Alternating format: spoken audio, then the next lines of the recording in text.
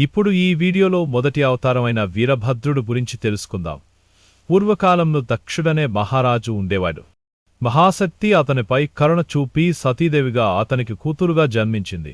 సతీదేవి శివుడిని ప్రేమించి ఆయనను వివాహం చేసుకుంది. అయితే దక్షుడు అహంకారంతో శివుడిని తక్కువగా చూసేవాడు. ఒకసారి అతను ఒక మహాయజ్ఞం చేయాలని నిర్ణయించి శివుడిని ఆహ్వానించకుండా ప్రారంభించాడు. ఈ విషయం తెలుసుకున్న సతీదేవి శివుడిని ఒప్పించి యజ్ఞాన్ని చూడడానికి వెళ్ళింది. అక్కడ దక్షుడు శివుడిని అవమానకరంగా మాట్లాడాడు. నీ భర్తను అవమానించావు, నీవు ఇచ్చిన ఈ శరీరంతో ఇక ఉండలేను అని సతీదేవి చెప్పి యజ్ఞగుండంలో దూకి ప్రాణాలు వదిలింది. ఈ సంఘటన తెలుసుకున్న శివుడు కోపంతో జటాజుటం నుంచి ఒక జటను పీకి భూమిపై కొట్టాడు.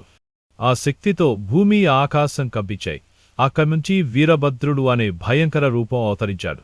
శివుడి ఆజ్ఞతో వీరభద్రుడు యజ్ఞస్థలానికి వెళ్లి దక్షుడి తలను నరికి యజ్ఞగుండంలో వేశాడు. దేవతలు, ఋషులు భయపడి శివుడిని శాంతించమని వేడుకున్నారు. శివుడు వారి ప్రార్థనలు ఆలకించి శాంతించి దక్షుడికి ప్రాణం పోసి అతని తలకు బదులు మేకతలను అతికించాడు. దక్షుడి అహంకారం అణిగిపోయింది.